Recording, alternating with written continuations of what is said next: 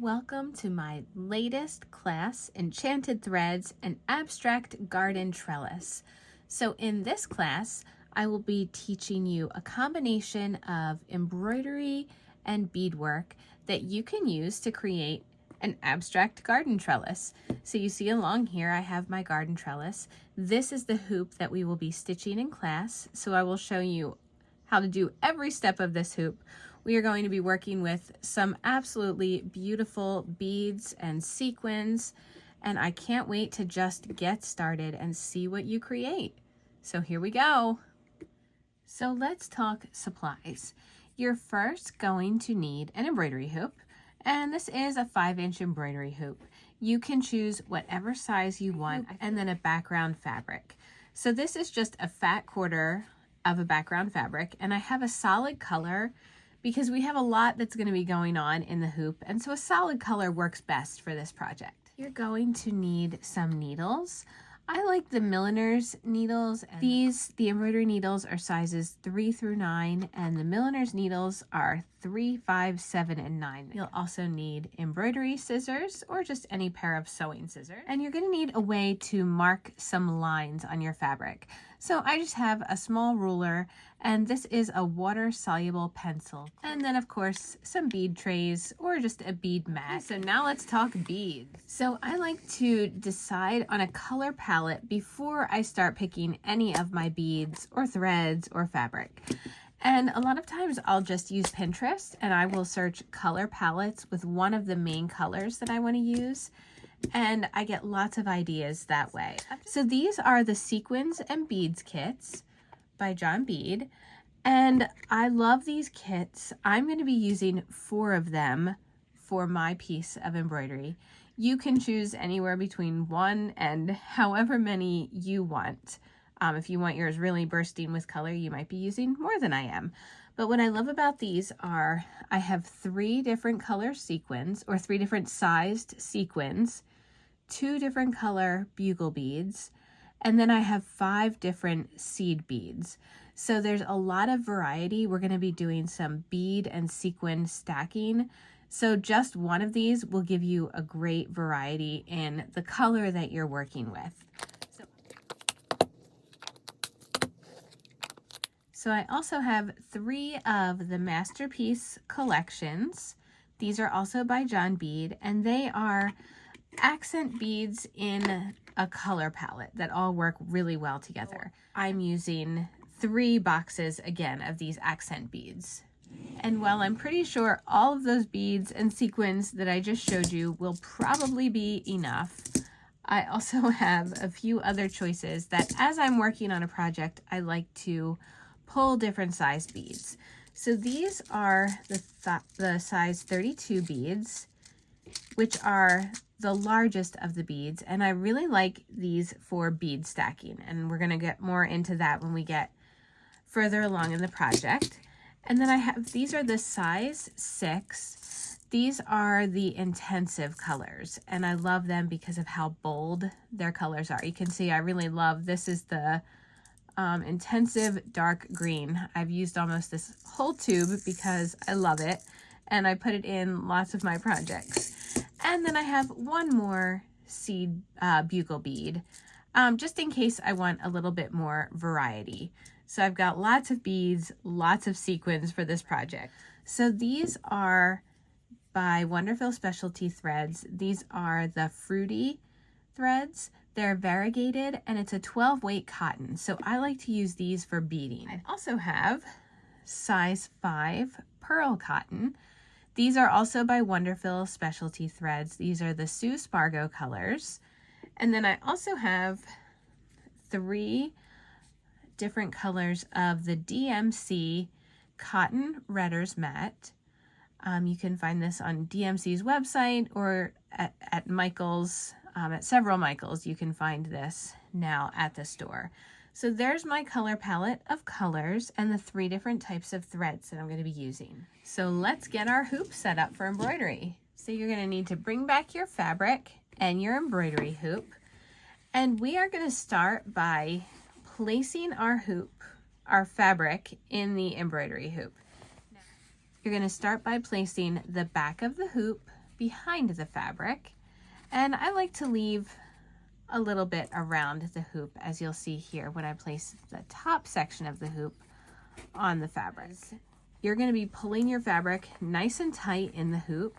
You're also going to be covering this up with stitches and beads, so a line isn't even going to be noticed if it is still there when you're done tightening your fabric. So now we're just going to tighten our fabric in the hoop, and it just needs to be moderately tight at this point. And you can now cut this piece out of your fabric. And I just start by cutting a square. But I like to really stretch the fabric in the hoop at this point because we're going to start with it nice and tight in the hoop. So once your fabric is nice and tight in the hoop, you're going to get your scissors and you're going to trim the fabric. So you want to trim it enough that there is excess that you can tighten your hoop while working on your project, because the fabric in the hoop will just loosen as you're working with it. It happens the whole time you're embroidering, so you just want to be able to pull your fabric as you're working, tighten it up again, and then you're ready to go. So you'll notice that there is not a pattern for this project, and that is because this is a free form sort of embroidery project. We are going to be deciding on our pattern as we go. The very first step that we are going to do, though, is more of a free form cross stitch. We're not working on an Aida cloth. We're not counting our stitches. We're eyeballing the size of our X's, and we're keeping them all the same throughout our project. So this is where that marking pencil and ruler will come in handy. And you are just going to do your best at drawing straight lines throughout the hoop and on your project. So perfect. And I want my X's to be on the larger side. So just like on the example that I showed you. So my next line is just going to be about that big. So my X's are going to go in between these two lines. So I want to try and keep them as consistent as possible with the size. And I'm also just taking it all the way across the hoop. And now we're going to start adding our cross stitch. In this version of the hoop, I used 3 different colors: a dark yellow, a lighter yellow, and a white. So for this version, I'm using 3 different colors. So I'm going to start with a length of the cotton redder's mat, and I just begin by tying a knot at one end. So once you have your needle threaded, we're going to just start with our first X's. And it doesn't matter if you start at the bottom, at the top. I like to keep mine consistent in how I stitch them, but also this is something that if you start at the bottom left and work to the bottom right and then do it a different way the next time, it's not going to be super noticeable unless somebody is looking at your work with a magnifying glass, and hopefully nobody will be doing that. So try to keep it consistent, but don't worry if it's not the same throughout.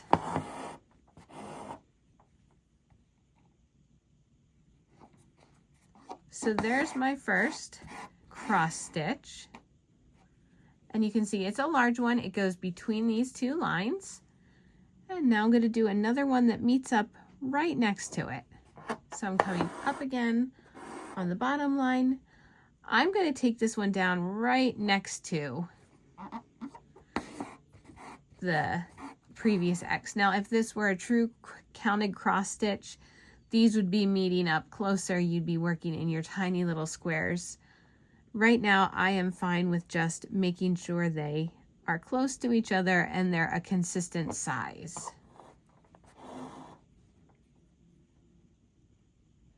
And then I'm going to keep going with this.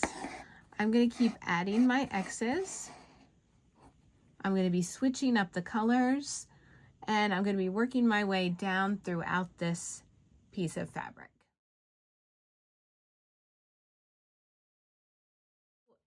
I wanted to mix my colors up, which is why I've left spaces all over. I'm going to keep working my way around here, And I'm also going to add a few stitches throughout here. And my goal is to keep an open area somewhere in the center of my hoop, and that's where a lot of our beadwork is going to be. So as you're working your cross stitch, just keep that in mind, that you want to keep an open area. So I have finished adding all of my cross stitches to this. I have left a few open spaces throughout here, and that is something that you can do or you don't have to do, but I'll show you what I want to add into those spaces. And of course, it involves sequins and beads. So this is the green kit. Let me see the exact name. Yes, this is just green. So let's add some of these sequins and beads into the spaces that we have left in our cross stitch. So I'm going to start in my first empty spot.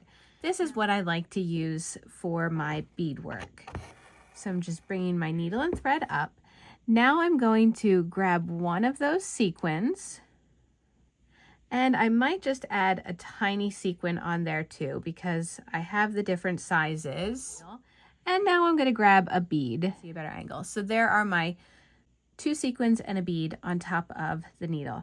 So I'm going to push them all the way down. Now I'm going to take my needle and I'm going to go through the sequins, but not the bead. So the bead is what is going to hold everything together here, and that's why I'm not taking my needle down through that. So I'm just going through the sequins, and that bead will hold everything in place. I think it gives some fun sparkle and shine to the piece. And in my yellow piece here, the yellow and blue and white, you can see that I chose the blue sequins that are more the color of the fabric. So if you wanted to pick a sequin color that matches your fabric, that's fine. I'm keeping everything with these 3 sequin colors for my project. So I'm going to do the same thing.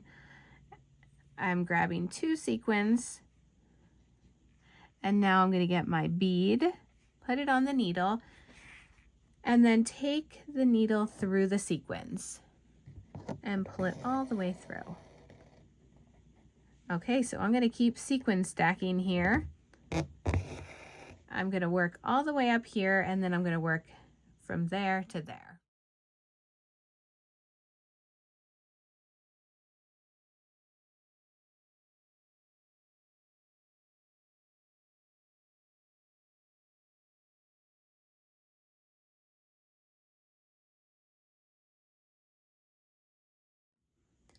Okay, so I have finished adding my little sequin and bead stacks. Now, when you get to the end of your thread, or I mean, if you ran out of thread earlier, or if you're just at the end of your stitching, the way that I finish it is I take my needle and thread and I run it under a few of the stitches once or twice, and then I tie a little knot. I feel like it just gives it a little bit extra security on the back of the fabric to tie a knot. I don't have to worry about anything coming loose and falling off that way. We are going to be adding bugle beads along the edges of our cross stitch. And I'm going to just choose one color first, run my bugle beads down here, and then I'm going to come back and do a second color, and I might even possibly do a third color throughout here. Okay, so I have chosen my bugle bead colors. So I will be choosing the red from this, the purple from this, and then I'm also pulling some of the pink from this tube of beads. I'll be using the purple thread for all of this because it coordinates well enough with all of these colors. And we're going to be using some of the sequins from each of these kits as well. Now, one thing before you start working with bugle beads, you want to make sure that the needle that you choose, the bugle bead can pass over the needle and you don't have any trouble with it. Sometimes bugle beads can be very thin, and so you need a thinner needle than you do with other beadwork. So I always just make sure before I go to the effort of threading my needle that the needle actually works with the bugle beads. First, we're going to use the purple. So I'm going to get everything else out of here. and we're just working with the purple. Put some of these sequins just on my mat because it's easier to scoop up that way. Okay, so I'm just going to start at the top. I'm bringing my needle up through the fabric, pulling it all the way through. I am going to grab a sequin because the sequin is going to lay on the fabric first. And the first few pairs of these, you might have to think through that way. Think, what do I want sitting where? So you want your bugle bead to go next. Now you're going to put another bugle bead and sequin on your needle, but this time you want to have your finger holding them as you push them into place. And you want this to be very close to your previous one because this is a pair that you're working on. And so you want them to be standing up right next to each other. And if you're not happy with that, before you take your needle through, just kind of rearrange it. That was overlapping on my cross stitch and I didn't want that. So now, if you look at the side, you can see that both of these are standing up side by side with a sequin beneath that. So each stitch motion is really securing 2 sequins and 2 bugle beads. So I'll show you again so that makes sense. So I'm bringing my needle up nice and close to the sequin and bugle bead that we've already done. And I'm going to put a sequin and bugle bead on my needle, push them all the way down. So they are now in place. So next I want a bugle bead and then a sequin because this is where we maneuver our next one into place. And so I'm putting it nice and close. It's fine for the sequins to overlap each other. I'm overlapping my cross stitch a little too much and I don't want to do that. And then bring your needle through. I always do that kind of slowly just so I make sure that the tension is right. They are standing how I want them to stand on the fabric. And now, so I am just going to be following the line of my cross stitch around here. So you can see in this example, it kind of just follows the cross stitch. And it's creating an open area. So my goal in this project is to kind of close off this area, and then I'm creating a center area where we're going to have a lot more beadwork, stacked beads, and embroidered flowers and leaves. So I'm going to keep working all the way down here with my first row of the purple bugle beads and sequins, and then I'm going to come back and I'm going to work a red row right next to it, and then I'm going to come back through and I'm just going to add, without sequins, I'm just going to add some bugle beads just scattered in throughout my other colors, just so it like blends nicely. So that's what I'm going to keep doing. So I started just as I said I was going to start, with the smaller of the sequins from this box. And then as I was working on it, I decided I really liked the color of both of these sequins too. I can't even pick a favorite because I love all the purples in this box. So I added them along here. So you can see the variety is mostly with the sequins at this point. I used just the dark purple sequins, bugle beads, sorry, as I went down here.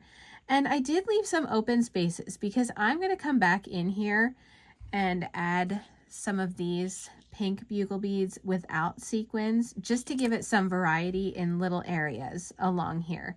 This is kind of one that starts to take shape as you work on it, so it's hard to tell from start to finish how it's going to look. You just need to jump in and start working on it using these little cross stitches and the bugle beads as a guide for how your project is going to look.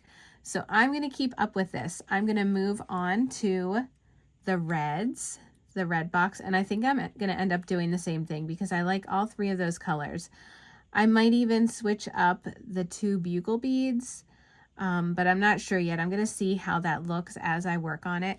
You can absolutely change your mind as you are going through this and decide, no, I don't like how that looks. And the worst thing that happens is you just put the beads back in the box and you start fresh. It's not going to ruin your fabric. You can change your mind at any point and start over. That is the beautiful thing about this type of embroidery. Okay, so remember how I said this is a freeform style of embroidery and you can change your pattern up as you are working on it. And guess what? I'm going to do the same thing. So my original plan was to add the bugle beads along here as well. But as I was working these rows, I really liked how the shape was turning out. And I decided to make this thicker than this one. So with this one, I just did 2 rows.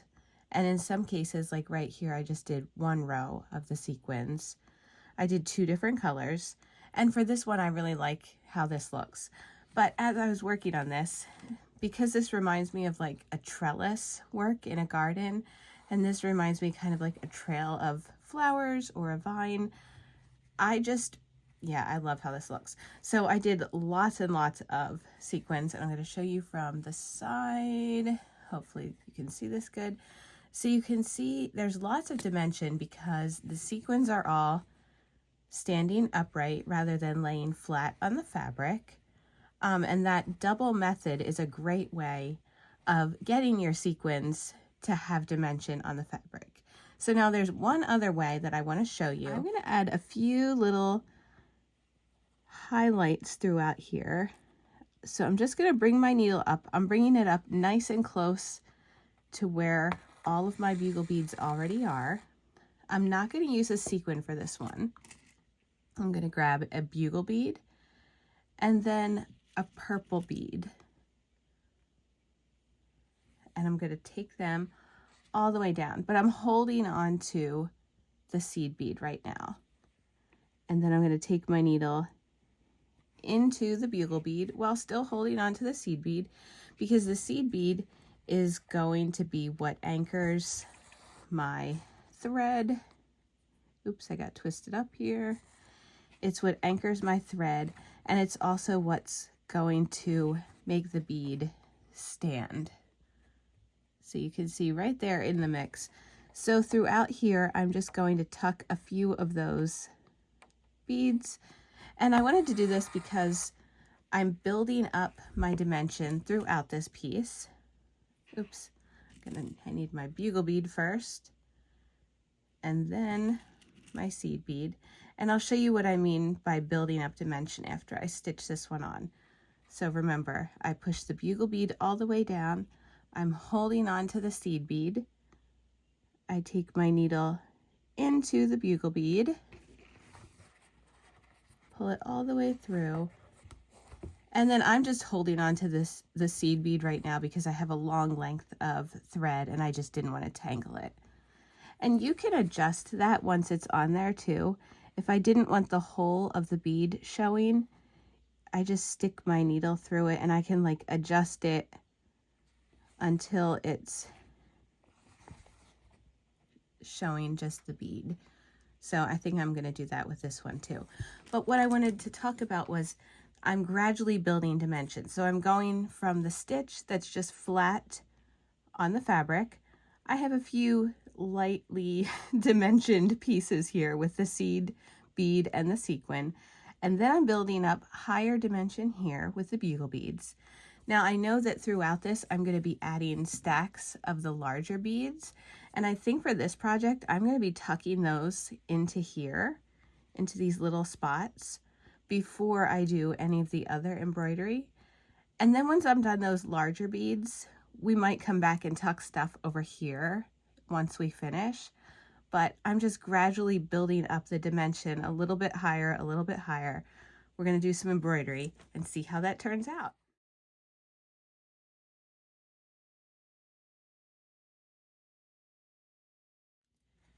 So here's what it looks like. My finished version, well, finished with this step version. From the side, you can see the seed beads on nesting on top of the bugle beads. And from above, you just notice little bits of color and dimension. So now we're going to come back in here and we're going to add into these little spaces that I left. We're going to stack some larger beads.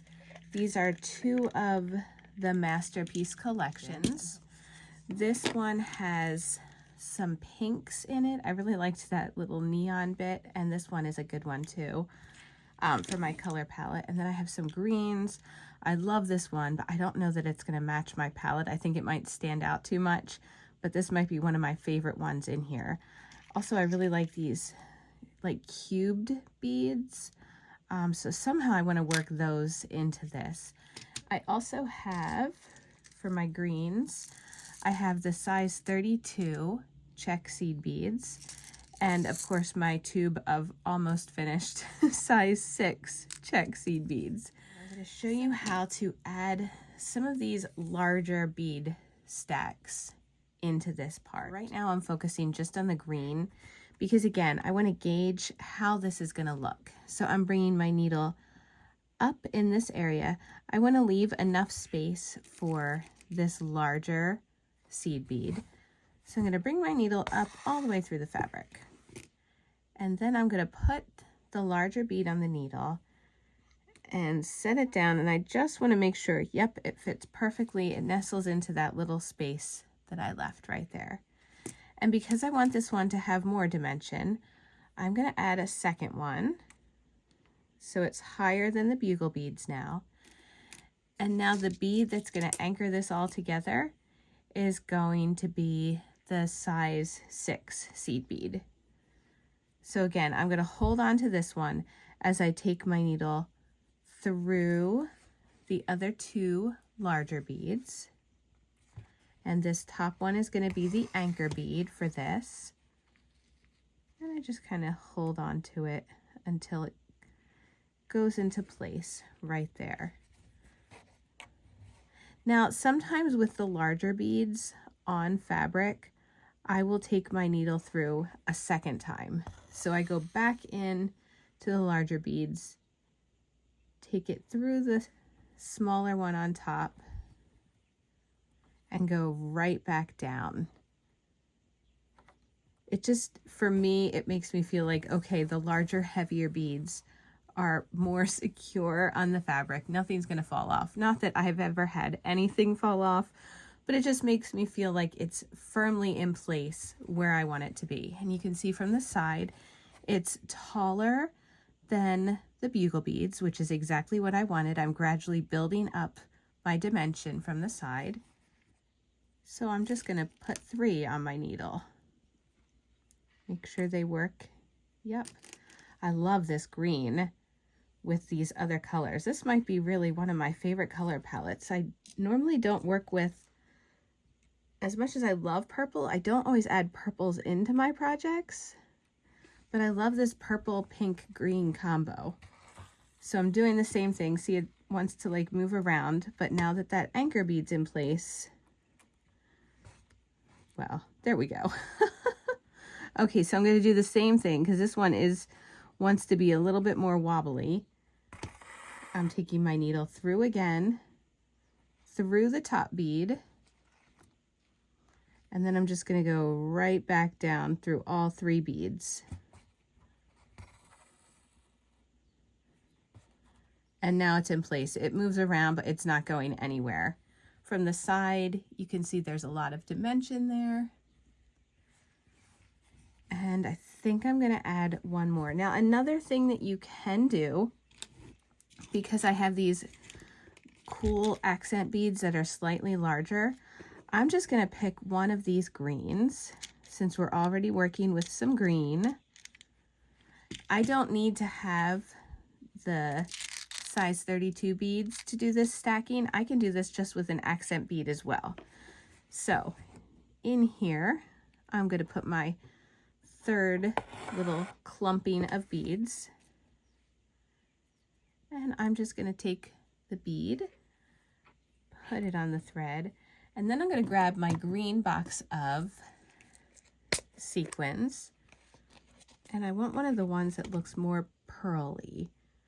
And I think I'm going to add a sequin as well. So on top of the bead, I'm going to put one sequin, and I really like this pearl color. Holding on to my top bead, I'm going to push the sequin in place, gives it a little sparkle, and I'm going to take my needle down. Now you might notice as we're working on this, this is exactly what I was talking about. Because you have so much dimension, your threads are going to want to catch on the other beads. So just be careful. You saw how easy it was to untangle that, but you don't want to like yank really hard and pull some beads off that are in place that you're stuck on. So from the side, you can see, I just do this to add other color and different heights. That's what I'm working for. I'm working on adding different heights throughout this because I know that I want this to be like the focal point of this area, and that we're going to be building up this with embroidery as well. So I want some height as we work our way across this fabric. So I'm going to just do this same thing. I'm going to tuck in a few into these areas. I might leave it at that, because then I'm going to work on the embroidery, and I can always come back in and add more of these wherever I feel like there's a gap.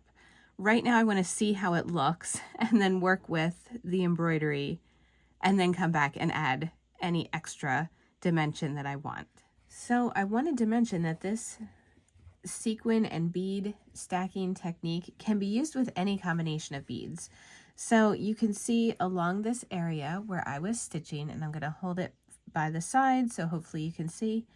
So there were the larger beads that we talked about adding, but I could also, what I did was I went back in and added just some of the size 6 beads, stacked a sequin on top of that, and then one of the seed beads from this box. That works just as well. So I really was playing with height and dimension. I started down here with all my greens.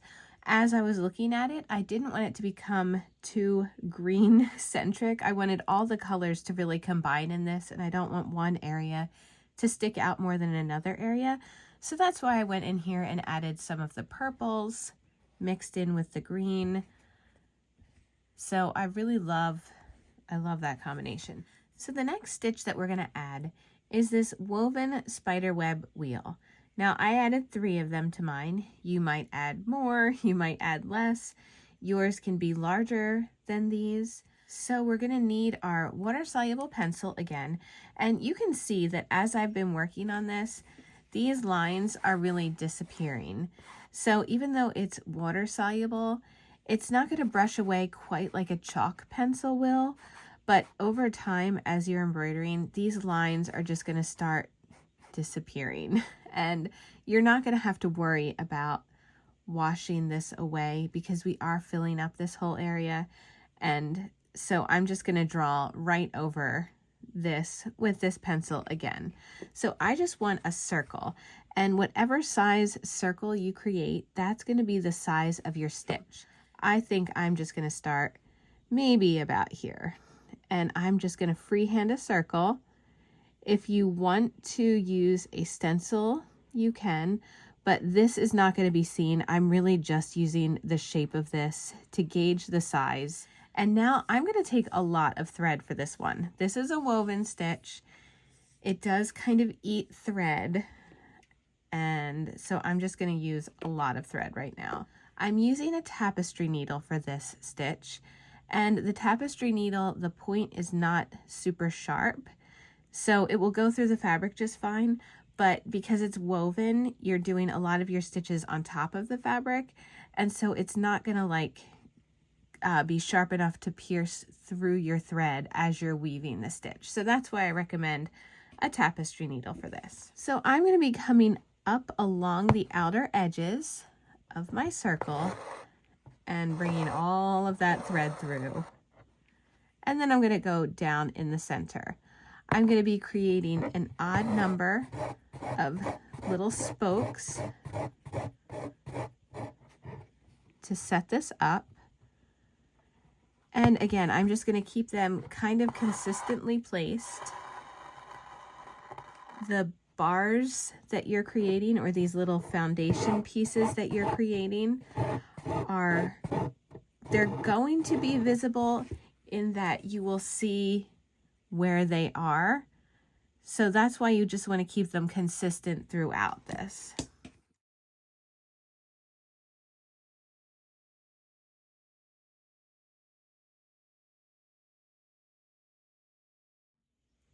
Okay, so once you have your foundation stitches laid, you are going to bring your needle up, not in the center where you were coming up or where you were going down before, but you're going to come up right at the center of one of these little upside down V's that you made.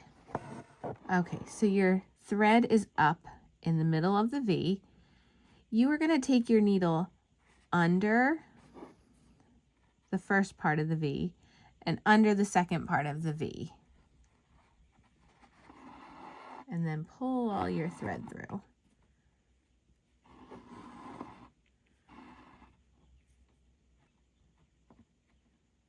And I just kind of push it all towards the center of that. Now, whichever spoke that you see your thread is coming under this one, I'm going to go under that one again and under a new spoke.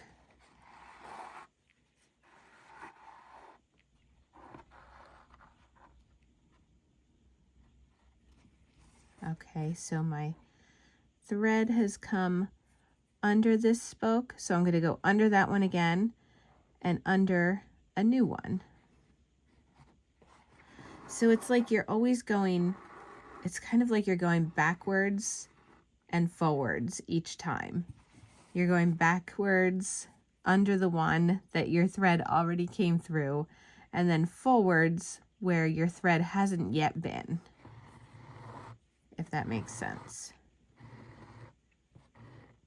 And that's what's creating the wrapped part of this spoke. So going backwards, under it, is creating that wrapped section that we want to see. So as you are stitching, if you want to check if it's looking right, just make sure that each of your new stitches is wrapping around one of the spokes. So I'm going backwards under this one, forwards under this one. And you're working, you see this looks like a mess right now. You're working with a lot of dimension at this point. Yes, you could do this stitch first, but honestly, with how this looks, I need to see how my edges are going to look before I do these stitches. So I just need to work with the beads that I have and untangle my thread as needed.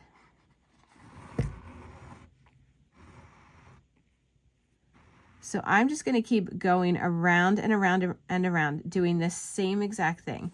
You see, I'm almost to the point where we came up with this stitch.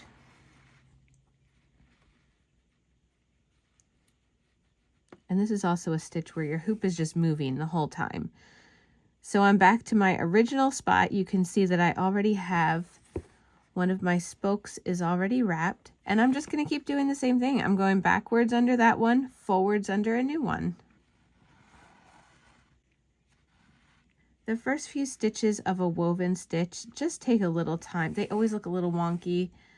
It just takes time to look nice. So give it that time and you're going to like this stitch. I feel like it's the setup that always looks a little not so great. But then once you get going with it, it looks really cool. So I'm just going to keep going with this.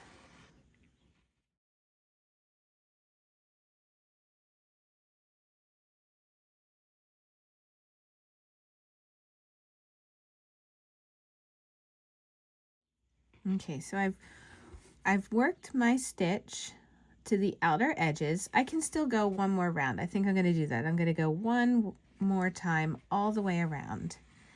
Now, if I were just stitching this and not combining it with another stitch afterwards, I could find a stopping point and just take my thread down through the fabric, and that's how I would end this stitch.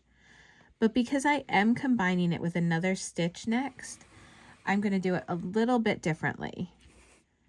And if you want to see what I'm talking about, on my YouTube channel, I have embroidery stitch tutorials, and you can see how I finish this stitch normally. Stitches. So now I'm going to create, it's almost like a series of just straight stitches, one at the edge of each of my V's. And I'm going to go all the way around and do that.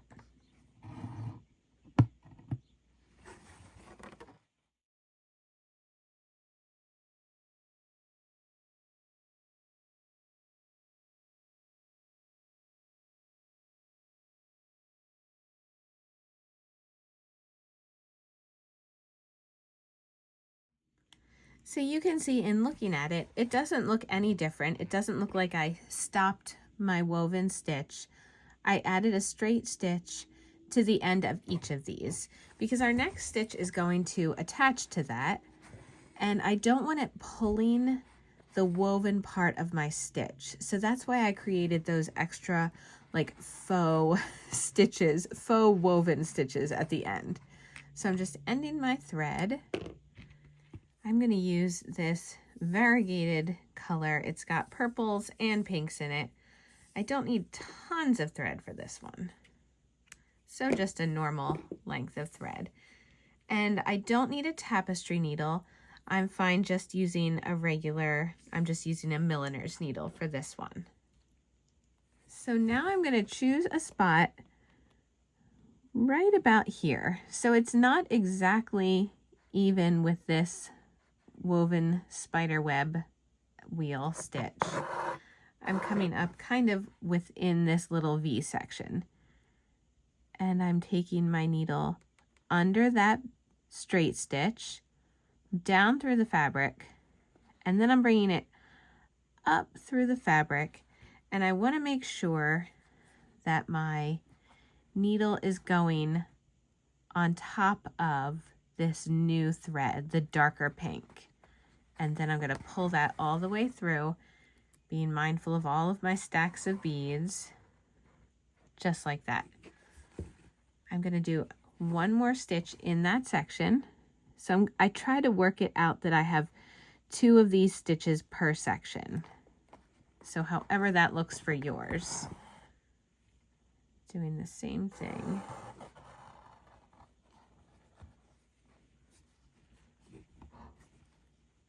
So I go to my next section, take my needle down and then up, making sure it's coming up on top of that hot pink thread. That's what we'll call that one. And bringing my thread all the way through. And then we'll do one more in this little section. I find that doing 2 of these blanket stitches per section gives you the nicest curve to the stitch. It doesn't make it seem too stretched out. I'm going to do another one here.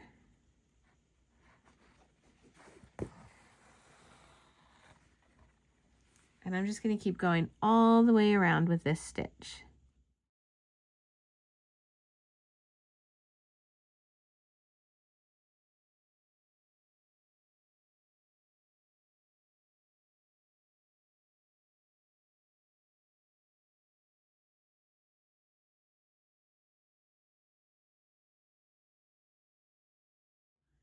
So now I've come all the way around. I need to finish this stitch up, and to keep it even and consistent, I'm going to take this stitch as close to that bar as possible because we want it to meet up with this one that we just, our very first stitch we created.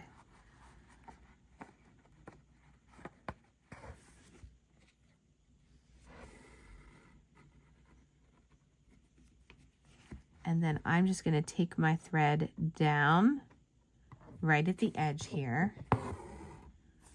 And so we've created a wheel. This one's a little bit wider. That's okay, because we're going to be filling these sections in. And I'm really happy with how that looks. So I do the same thing. I just wind my thread through a few of the stitches. You can either knot it or don't knot it. Now, as you look at this, the reason that we added those extra stitches on the end is because this stitch, the blanket stitch, it pulls a little bit at the threads. So that works because there's a little gap in the threads, and you can see the background fabric through it. If we had done this stitch right on the woven stitch, it would have been pulling these stitches and they would have started to look a little weird, like just not right. And so we added in that extra stitch so that as it pulls on the stitch and anchors, it's not messing your whole flower shape up. We've created perfect spaces along here for some beads and sequins. I'm going to use my 12 weight thread again, and I don't need tons of it, just a normal length. And because I'm trying to blend all of my colors throughout here, I'm going to pull my red box of sequins out and beads, and we're going to work with that for this section. So first we're going to look at the centers, and we're going to add little beads in the center. They can either be stacked the way we did before, or what I'm going to do is I'm just going to add a few beads. So I bring my thread and needle up, add a bead to the needle, and then I just take it down. My goal here is I want to add a little bit of shine and a few beads to the center, but I don't want them to be the focal point of this flower. So I'm just going to stack a few beads throughout here. They actually match the color of my thread perfectly.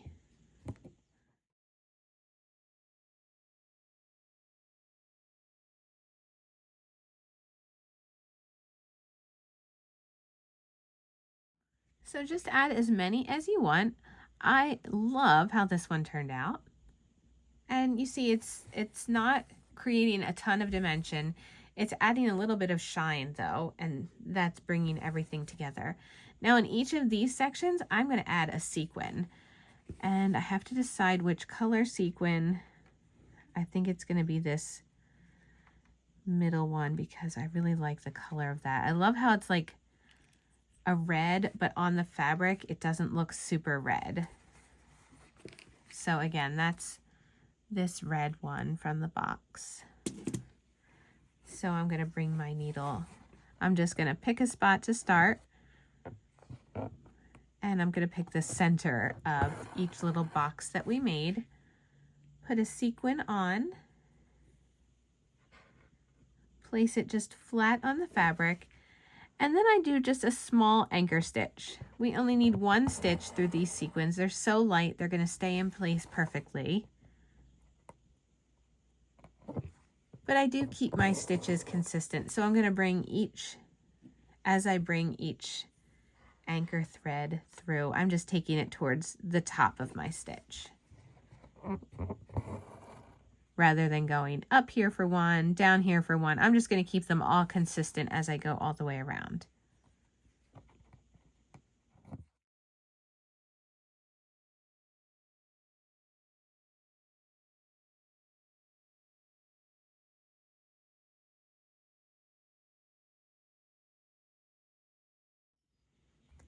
So look at all that sparkle. It looks really cool with the center of beads, the sequins all the way around. And now we have one more addition to this, and we're going to be drawing a leaf. So grab your pencil again. So you decide the size of it. This is going to be a leaf created with bullion knots. So I don't want it to come down here because I don't really have much room, and I'm probably going to be doing other things around here. So I think maybe my leaf will come up this way, and I can do one, I can do two, like we're just going to do one and get started that way. Actually, I might do mine over here just so that it's easier to show you how we're going to stitch this one. So again, you're freehanding a leaf shape. We're going to be filling this up, so don't worry too much about how it looks. You just need a guide for yourself. Okay, now this stitch you will need a milliner's needle. So a milliner's needle is one size consistently throughout the whole needle. And that's what you need for this stitch. If you're using like an embroidery needle, it starts out one size and then it gradually gets thinner at the end of your needle. So you don't want that for this stitch. You want one needle that is consistently the same size. I'm going to bring my needle up, take it down through the top of that leaf shape. Now I'm not taking it all the way down. So I want most of my thread to still be on top of the fabric. And then I'm bringing my needle back up, but not all the way up. So I'm holding it below the fabric. Most of the needle is up here, and a lot of my thread is still up here. And now I'm going to start twisting. I'm twisting lightly, and my needle is kind of doing most of the work. I'm just holding the thread tension. I'm not keeping it too tight, but I don't want it to unravel as I'm doing this stitch. So I'm just making small twists in the thread. And I'm pushing my needle through more as I get more of the twists on the needle. And to gauge how long or how many twists you need, as I'm working on this, this is the tricky part because you don't want it to unravel. You can lay your needle down and you can see that I'm almost to the tip of that leaf shape. So I need a few more twists. If you do extra twists, that just means you're going to have a slightly more raised stitch. And if you do like exactly the right amount of twists so that it matches up perfectly with your other thread, then it's just going to lay flatter on the fabric.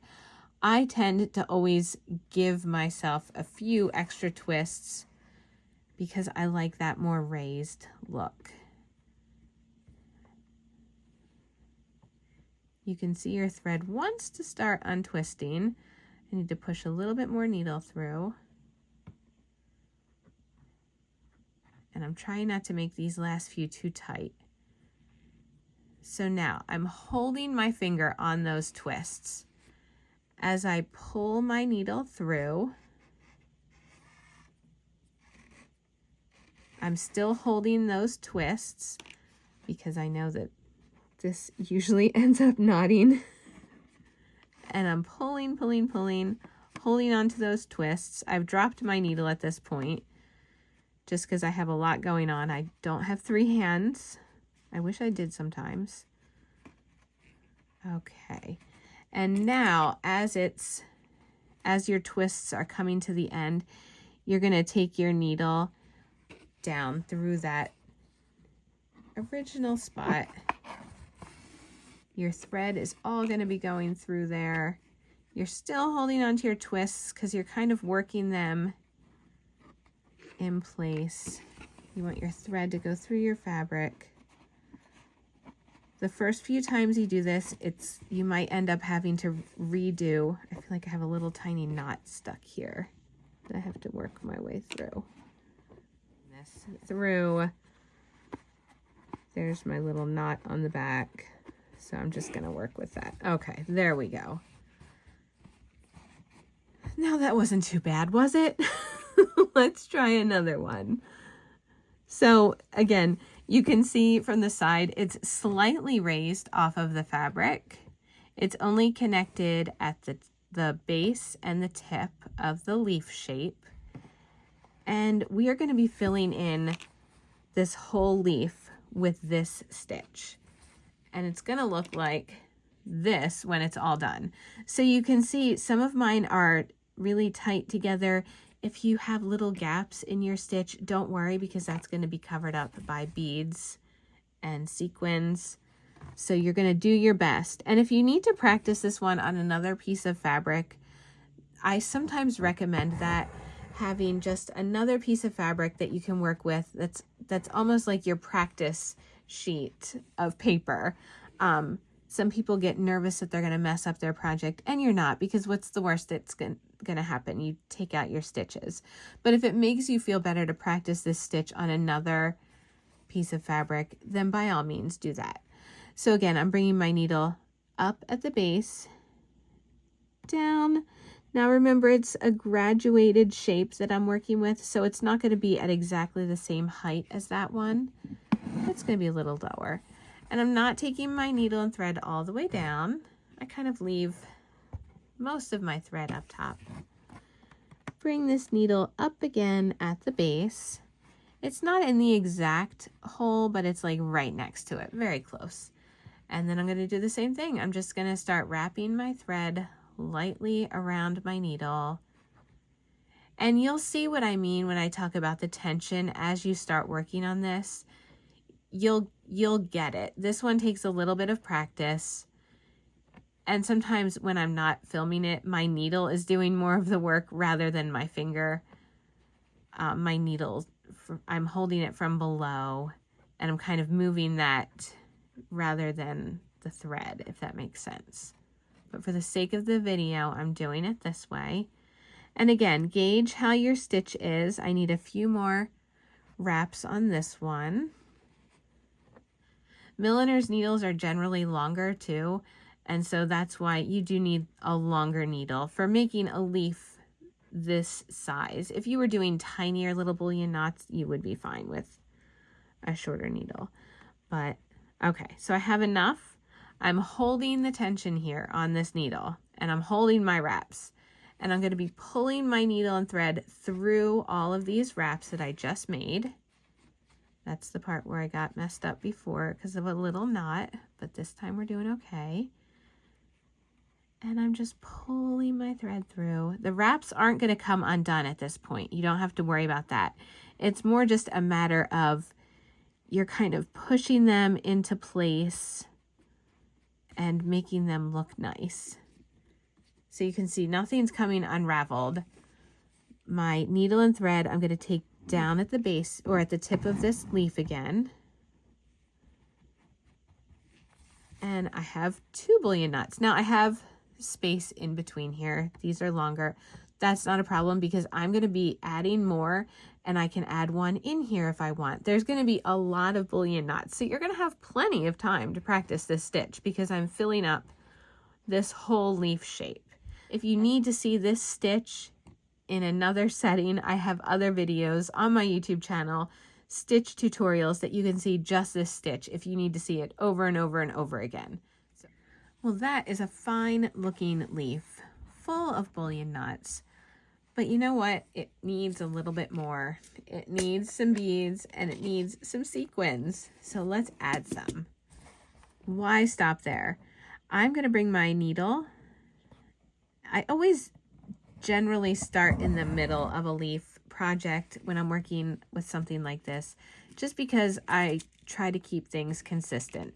So I'm going to put a bugle bead, and I'm going to take one of these other green beads. I have lots of choices. I can mix and match them. So I've got my bugle bead and my seed bead on my needle and thread, and I'm just going to take my needle down through the fabric. So what I like about this is it's blending in, but it's also giving it even more dimension, because that's what I love about these projects, adding dimension with beads and sequins. So I'm going to do that again, and I'm going to pick a different color, give it a little bit more shine. I'm going to add that in, and I'm just working my way along the base of the leaf with the sequins and the beads. And I'm just they're just nestling into the fabric and into the bullion knots, you'll notice. And let's see, we'll grab another shiny one.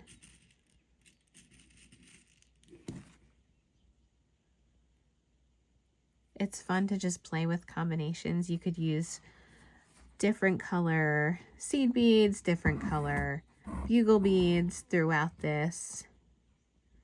And one more along here.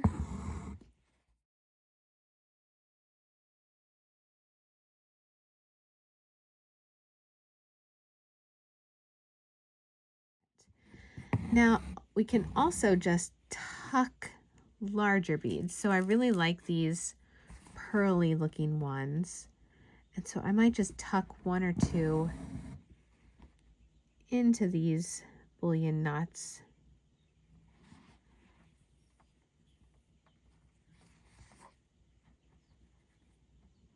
Tuck one into there. I might put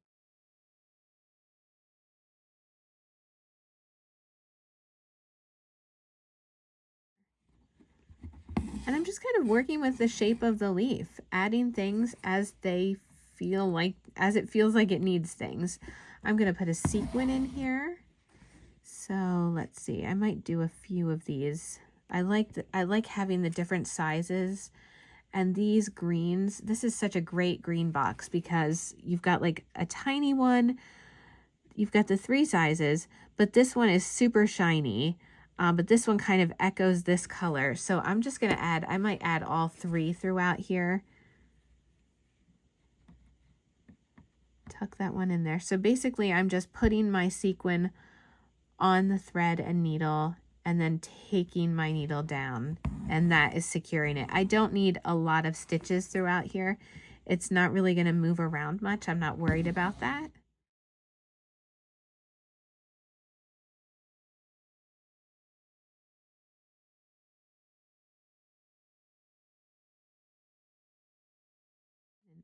So this is what you're going to do.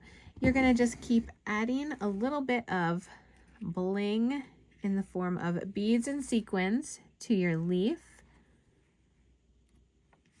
until you are happy with how it looks. I don't want to overwhelm this leaf with things. You will know when it's right. So there are my beads and sequins. My leaf looks amazing. And one final thing that you can do with your flower and leaf, you can see that I added more accent beads along here and along here and along here. So these are from these boxes again. So I'm going to take the green box and I'm just going to see what I want to work with. Using my same thread because I still have plenty left on my needle. I feel like I need a little something in this area. And so I'm kind of going to give it a leaf appearance without it being a leaf. I really loved these squares. And you can test it out. You can, oh, that's really cool. I love that. You can just lay it on your project, test it out that way. I do want to give it a little green anchor, I think. So I might use one of these beads. I have bead trays, but sometimes I end up just using my desk like this. So I'm going to just anchor this in place.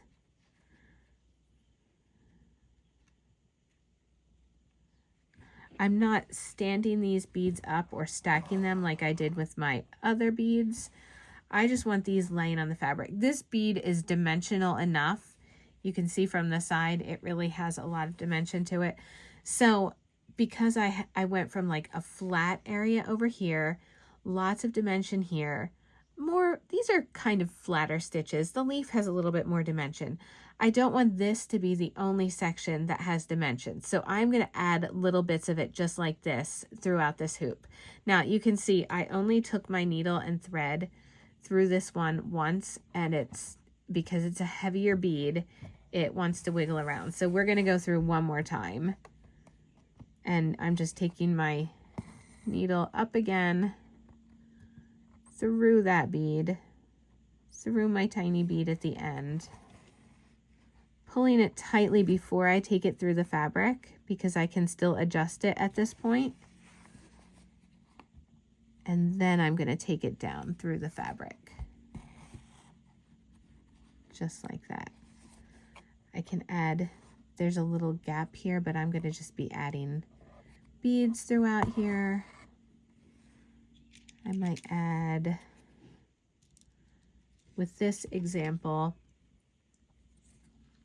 I also did stacks of beads and sequins, but laying flat on the fabric. So I'll probably do that throughout this.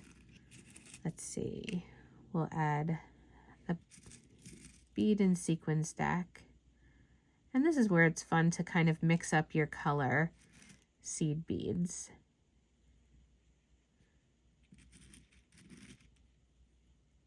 So you're just going to be playing around with beads at this point until you are happy with your flower. And then once you're done this flower, you're going to add another one, and however many you think you need until you are happy with how this space looks. Now, keep in mind, the other thing that we're going to be adding are little movable stacks of beads. So I have one stack here, one stack here. You can also come back in and add other stacks of beads throughout here. So you're going to be working right now on adding another flower and leaf, however many you think you need to fill up your space. The back stitch is going to come at the very, very end when we're done everything. So that will cover any area that hasn't been stitched or beaded yet. So focus just on adding your next flowers and leaves and any accent beads that you want in that area. Well, progress has been made since you last saw this. So I did 2 other flowers. This one I just did the edging with no leaves, and this one I added 2 other leaves, but on the smaller scale. I also added more accent beads and then added more accent beads there. And next I'm going to show you how to create these long fringe-like rows of beads and sequins. So I'm going to put some down here, kind of like in the middle of both of these flowers. So the way I'm going to work it is you just pick a spot and start and then build on it from there.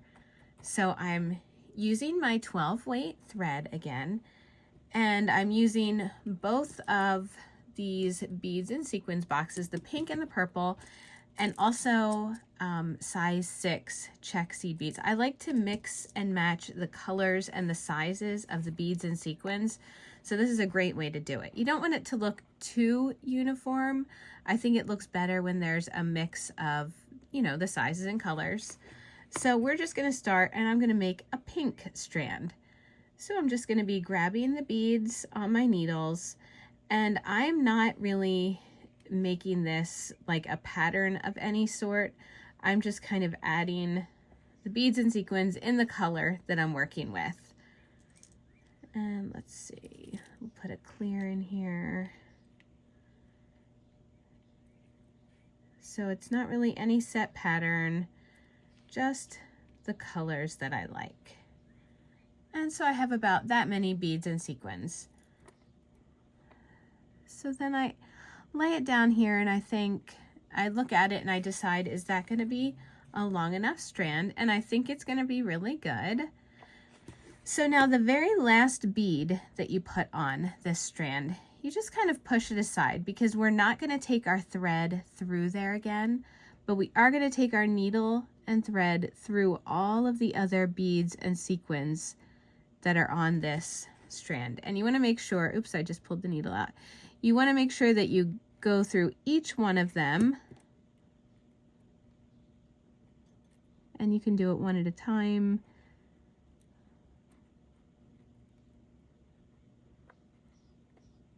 Okay, so the needle is through all of the strand of beads and sequins, and I'm just going to go back down right around the same spot. Now this is the part where I hold on to that last bead as I pull my needle through. So the key here is going to be tension. If you pull it too tight, it doesn't have this nice like movement. So there we go. So now we have a strand of beads that has some movement, and we're creating just a little fringe area over here. And so now I'm going to do it again. Now, as you bring your needle up, if you're using the same strand of thread, which is what I'm doing, you just want to be mindful that you just lightly pull your thread, and you don't pull it too hard, because pulling it too hard is going to tighten this again, and we're not going to get our fringe of beads. So this time I'm going to do a purple mix, and I'm just going to grab my colors. I like to add sequins to these mixes because the sequins do give them a little bit more dimension and it helps raise it off of the fabric. So it just gives it a little bit more swing when it's hanging down on the fabric. Okay, so there's my purple strand. And I'm just gonna take this last bead, I separate it out, and then I make sure my needle goes through all of those beads and sequins. Back down through the fabric, and then I just lightly pull. Now you have a lot going on at this point. Well, I have a lot going on at this point. So just be mindful of your thread. My thread will catch on these beads over here. It catches on this big one here, which I really love, by the way. I'm looking for another area to add one more of these cube beads. So I'm going to keep going with this fringe. I might just have it run up here, and then I'm going to add some more stacks of the larger beads like this in a few of these areas. All right, we are almost done. There's one stitch left that we're going to add. You can see I added some more accent beads along here. I finished my little fringe of beads, added some along here. And so now I just have a few little gaps that need to be filled in. I don't want to do much because there's a lot going on. So I'm going to be using a thread that matches my background fabric. I'm going to add some embroidery, but it's not going to be over the top noticeable. So you can either freehand this or you can, I'm going to use my marking pencil for the video. And I'm just going to trace the shape of these flowers. Just like that. I'm going to be able to get 2 rows of stitching in here. And I'm going to do the same thing down here. Just tracing a little bit. So I'm going to do 2 rows of stitching in there. And then over here, I'm going to do the same thing. I'm going to be able to get 1 row of stitching there. And then another one here and possibly another one there. Okay, so now we are going to do the back stitch, which is just a nice simple stitch that's going to give us a little detail throughout here. It just is going to finish the look of this. So I'm bringing my needle and thread up and I'm going to take it down. I'm going to keep my stitch sizes consistent. So now I'm working ahead. I'm going to go back to this stitch. So I'm bringing my needle up and I'm working back to here. Now I'm not going to go down into the same hole because I like to leave a little gap in the fabric. So I'm just going to go right next to it. And that's just a personal choice you can make. And I'm going to keep doing that here. This is a variegated thread with shades of pink and purple in it, so I think it goes really nicely with this project and with this fabric. And so I'm just going to keep adding my back stitch, and then I will show you the hoop and we will finish up the backs of our hoops.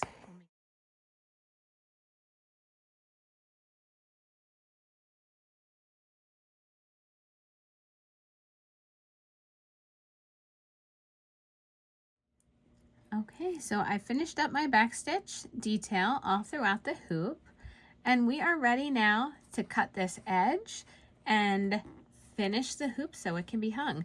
So one final step that I take is I just make sure that the fabric is really tight. I go all the way around, gently pulling the fabric tight. You don't want to pull it too tight too quickly or else it's going to mess up your stitches. So it's just gently going all the way around and making sure that your fabric is tight in the hoop and you don't have any wrinkles in it. Once you've done that, we are going to flip it over and trim this fabric.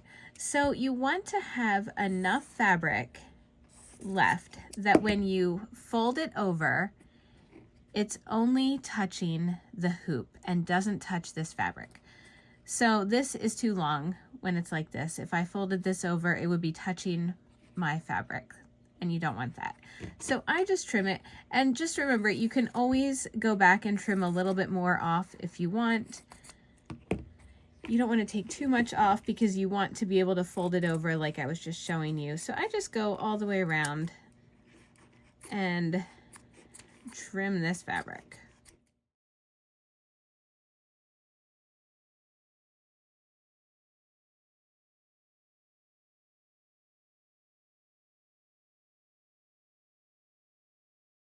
Now, I just double check it to make sure that all of my edges are right, and they are. So now I'm going to grab just some white school glue, and I'm going to run it along the wood edge of the hoop. With a hoop this size, I will just run glue over the whole edge right away. If it's a larger hoop, I might do this in sections, because by the time I get around to where I started my glue lines, it might have already started to seep into the wood and doesn't work as well. So just a nice line of glue all the way around. And then once I have that done, I just start folding the edges. The glue will hold the fabric in place, and it creates a nice clean edge of fabric on the back. When I finish this part, I let it dry for a few hours before I would hang it on a wall or have it touching other surfaces. You just want it to be nice and dry.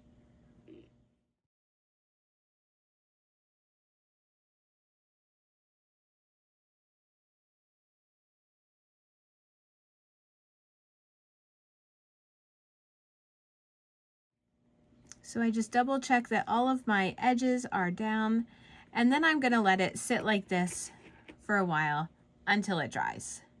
So here they both are. This one is all finished up. You can see I tied a ribbon at the top of each hoop, and I like to collect pretty ribbons. If I find a ribbon spool on clearance, I pick it up even if I don't have a project for it. So I just always have ribbons around. And so that's all I did. I cut a length of ribbon and tied a knot at the top. And these hoops are ready to hang on a gallery wall. They can be placed on a shelf with other little knickknacks that you have. I like to just scatter them throughout my house and switch them up occasionally throughout the year. So I hope you enjoyed this class. I think it's really cool, the variety of hoops that you can create with this combination of stitches and beads, and I can't wait to see what you create from this class. Happy stitching!